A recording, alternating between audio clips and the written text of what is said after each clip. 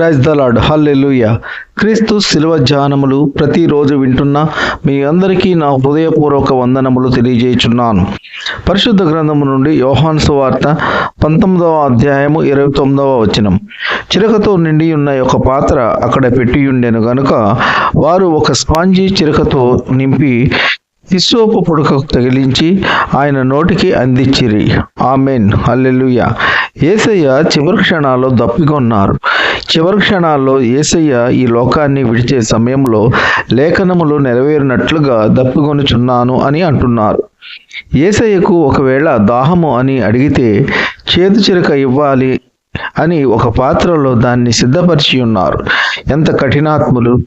మంచినీళ్లు ఇవ్వడానికి బదులు చేదు చిరకను యేసయ్యకు ఇచ్చినారు. మన పాప భారాన్ని అంతటిని యేసయ్య శిలువలో భరించినారు. మనకు పడవలసిన శిక్ష యేసయ్య పొంది ఉన్నారు. మన చెడు తలంపులు, చెడు ఆలోచనలు యేసయ్య తలపై ముళ్ళ కిరీటముగా మారింది.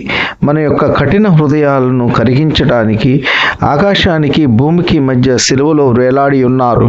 ఏ పాపము ఎరుగని యేసయ్య, ఏ నేరము చేయని యేసయ్య నా పాపముల నిమిత్తము శిలువలో బలి అయినారు. ఒక దోషిగా తీర్పు నొందినారు.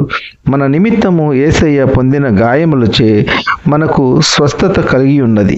మనలను నరకము నుండి తప్పించి పరలోకానికి చేర్చుటకు యేసయ్య శిలువలో బలి అయినారు. ఈ కొద్ది మాటలు దేవుడు దీవించునుగాక.